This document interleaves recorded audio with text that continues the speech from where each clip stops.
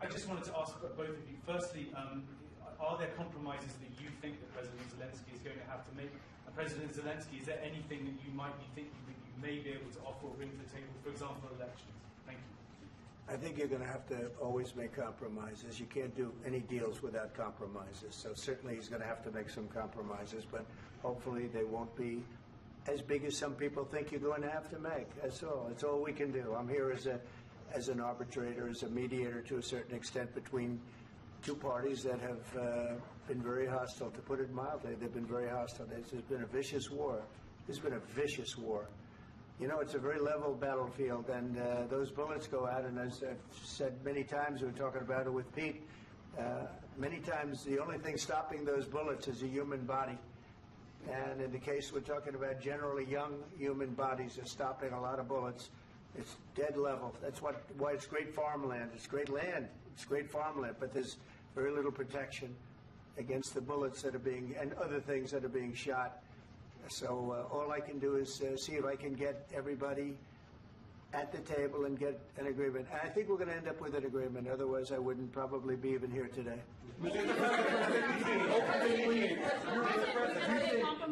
Mr. President, I've got two questions for you. You think ultimately your legacy will be the peacemaker and not the president that led this country into another war and ended foreign wars? And I've got a question. I hope it will. I mean, I hope I'm going to be remembered as a peacemaker. This would be a great thing if we could do this. I'm doing this to save lives more than anything else. Second is to save a lot of money, but I consider that to be far less important. So I hope I'm going to thank you, Brian, for that question. It was a nice question. I hope I'll be known and recognized as a peacemaker. This would be a great thing to solve. This is a very dangerous situation. You know, this could lead to a third world war. This was headed in the wrong direction. If this election were lost, if we didn't win this election, and we won it by a lot, that was a mandate. We won every swing state. We won the popular vote by millions and millions of votes. We won everything. The districts, you look at the areas of red, take a look at a map. This was a big mandate, and this was one of the things. I said, we're going to get this thing settled. If we didn't win, I think this could have very well ended up in a third world war, and that would not have been a good situation. What was your second question? My second question for President Zelensky. Why don't you wear a suit? Why don't you wear a suit? You're the highest level in this country's office, and you refuse to wear a suit. Just want to see if you own a suit? Yeah, problems. A lot of Americans have problems with you not respecting the dignity of this office. I will wear a costume after this war will finish. Okay. Yes, maybe one. Maybe something like yours. Yes. Maybe something better. I don't know. We will see. Maybe something cheaper than. Yeah. Thank you. Thank you. Thank you, President Trump. You said yesterday that you have. Are you going to send more arms to Ukraine in case there's no peace? Yeah, we're going to have arms to Ukraine. Yeah, sure. Hopefully, I won't have to send very much because hopefully we're going to have it finished. We're looking forward to finishing this quickly.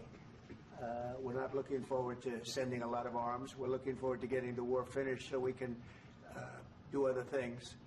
But we very much appreciate the agreement because we needed what they had, and we're treating, our country is now treated fairly. Biden didn't do that. He didn't know what the hell he was doing. This should have never happened. This should have never started. But, sure, the answer is yes, but hopefully we won't have to send much because I'm looking forward to getting it done quickly, very quickly. Does that mean you'll provide security guarantees, Mr. President? I don't want to talk about security yet because I want to get the deal done. You fall into the same trap like everybody else. A million times you say it over and over. I want to get the deal done. Security is so easy. That's about 2% of the problem. I'm not worried about security. I'm worried about getting the deal done. The security is the easy part. Security is very nice. Everybody stops shooting. And now will Europe put people there? I know France is going to. I know the UK is going to. I know other countries are going to, and they happen to be right next door. We haven't committed, but we could conceivably. We have security in a different form. We'll have workers there digging, taking the raw earth so that we can create a lot of great product in this country. So in that sense, you have something, but we haven't determined that yet. I will say, in speaking to France and in speaking to, and they were here, as you know, last week and just the other day, they have committed to a lot of security. I don't think you're going to need much security. I think once this deal gets done, it's over. Russia's not going to want to go back, and nobody's going to want to go back. When this deal ends, I really believe this deal is going to be over. Yeah, please go ahead. Go ahead. Mr. President, thank you. You had President Macron and Keir Starmer at the White House this past week, both of whom praised your courage and conviction to lead the pathway towards peace. Yes. Part of that involved, though, re-engaging Russia in diplomatic relations, something that previous leaders lacked the conviction to do so. What gave you the moral courage and conviction to step forward and lead that? Well, I love this guy. Who are you with? One American News, sir. Well, that's why I like him. One American News does a great job. I like the question. I think it's a very good question. It's a pathway to peace. It's a pathway to getting something solved. And I feel that as the head of this country, I have an obligation to do that. Plus, we're very much involved. We got involved. It's too bad we got involved because there should have been no involvement because there should have been no war. And there shouldn't have been October 7th. That would have never happened. As you know, Iran was broke. They had no money to give to Hezbollah. They had no money to give to Hamas. They were stone cold broke. And then under Biden, they became rich as hell. They went from no money to $300 billion in a period of 4 years. And they gave a lot of that money away, and you see what happened. And that's a real mess also that we hope to be able to solve. But no, I appreciate your question very much. I feel I have an obligation to try and do something to stop the death. If I can answer. Yes, if I can answer. Sorry. Please. And I do like your clothing, by the way. Yeah, really? Even though I think he's a great guy, by the way. But I don't know if you two like each other. But you know what? I think he's dressed. I like this guy. I think he's dressed beautiful. So I have more serious things than answer on such Yeah, questions. sure, that's I will okay. answer on more serious That's a good questions statement. if I can. That's good. Yeah, so please, about security guarantees and about ceasefire. We can't just speak about ceasefire and speak and speak. It will not work. Just ceasefire will not never work because I'm like a president. I have this experience, and not only me. Ukraine before my presidency, from the 2014, Putin broken 25 times. 25 times he broken his own signature. 25 times he broken ceasefire. But he never broke to me. He never broke to me. No, you were the president. He You were never the broke- president he during. never broke to me. In 2016, you've been the president, Mr. President. You've been the president, but he had, of course, not with you, but he had during those periods, he had conversations with our side. And we had Normandy format, the France, Germany, Ukraine, and Russia. And he broken 25 times. That's why we will never accept just ceasefire. It will not work without security guarantees. Security guarantees, maybe President is right about this document and other, but this document is not enough. Strong army is enough. Because his soldiers afraid, Putin's soldiers afraid of our soldiers when we're strong enough. If we are not strong enough, if we are empty, if our storage is empty, we can't defend our land. Today, he knows that we have, all the world knows that we have meeting, yes? Why he's using ballistic? Putin today using ballistic on our hospitals, schools, and etc. Ballistic. So he knows that we are here and that President Trump is really have goodwill to stop this war. And you hear now the president. So why he's using? So he doesn't want to stop. He doesn't want. But I hope that we will do it. Really, we'll do it. Security. When we speak about security guarantees, when the Europeans are ready for contingents, they need USA backstop.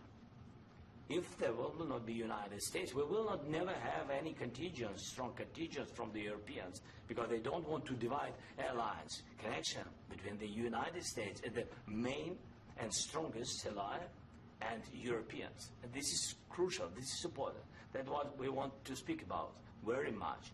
This is very important. And air defense. So air defense, really, we have big deficit with all these systems, and we need to provide this. We need it very much. Otherwise, Putin will never stop. And will go further and further. He doesn't want. He hates us, you know? It's not about me. He hates Ukrainians. He thinks that we are not a nation.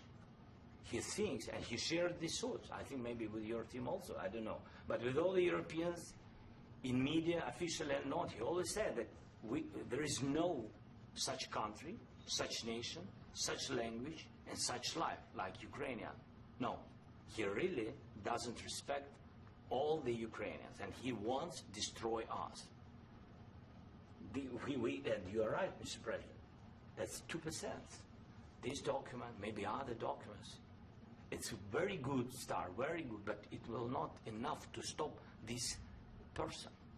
Should Russia pay to rebuild Ukraine? Mr. President, after these Should Russia pay to rebuild Ukraine? They have to pay this question. This is the rule. This is the rule of the war. This is the rule of the war.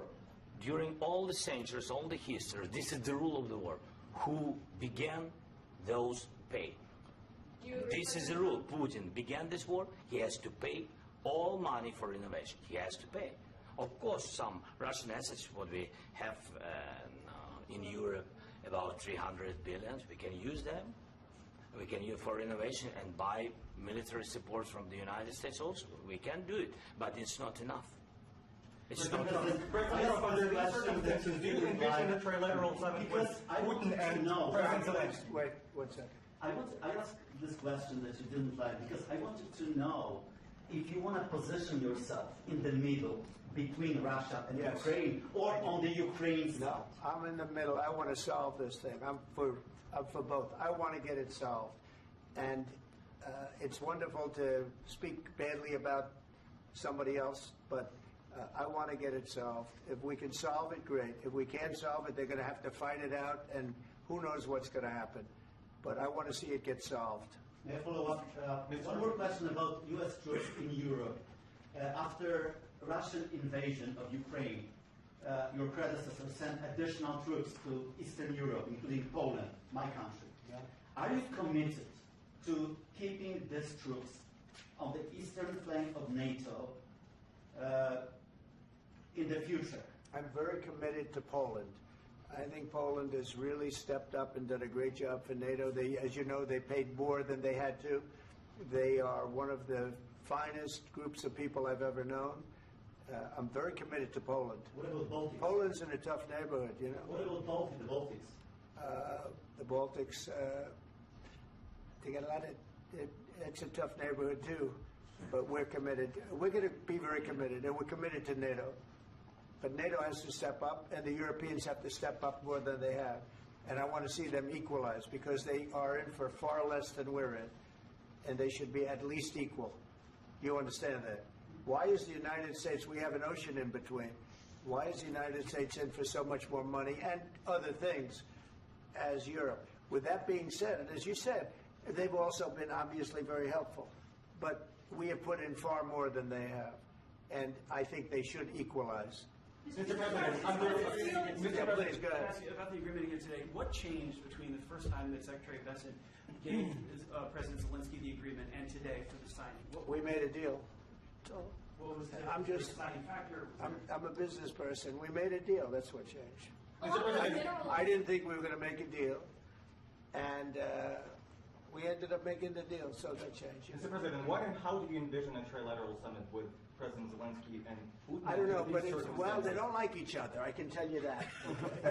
They do not like each other. This is not a love match, and it's unfortunate. That's why you're in this situation.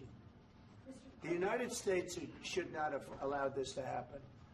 Okay? The United States, run by a man that didn't know much, I'm going to be very nice, run by an incompetent person, very incompetent person, should never have allowed this to happen. I've stopped wars. I've stopped many wars. My people will tell you, I stopped wars that nobody ever heard about. I stopped wars before they ever started. You can look at some of, I could give you a lot of nations that would tell you right now they were probably going to war. I could tell you right now there's a nation thinking about going to war on something that nobody in this room has ever even heard about. Two smaller nations, but big, still big. And I think I've stopped it. But this should have never happened. Sorry, just a second. about any negotiations. First of all, I want really to tell you, and I think that everybody understands that Ukraine, more than Ukrainians, nobody wants to stop this war. But at the future, any negotiations, it's understandable that two sides of the war, not Russia and the United States, because this is not the war between Russia and the United States. This is war of Russia against Ukraine and Ukrainian people. So these two sides will be at the will be at the negotiation table. Then, of course, United States, like the strongest partner of the Ukraine, and of course Europe. I think Europe is very important. I want to speak about it with the president. Yes, Europe is very important for us because we really defend Europe for today. All Europeans really recognize that we are defending line, and they have real life, and our people are dying. That's why they helped us. And also, it's about the need. Yes, between, like the president said, you have big, nice ocean. Yes, between us. But if we will not stay, Russia will go further to Baltics and to Poland, by the way. But first to the Baltics. It's understandable for them because they've been in the USSR. You know, they've been one of the republics of the USSR, and Putin wants to bring them back to his empire. It's a fact. And when he will go there, if we will not stay, you will fight. Your American soldiers, it doesn't matter, do you have ocean or not, your soldiers will fight.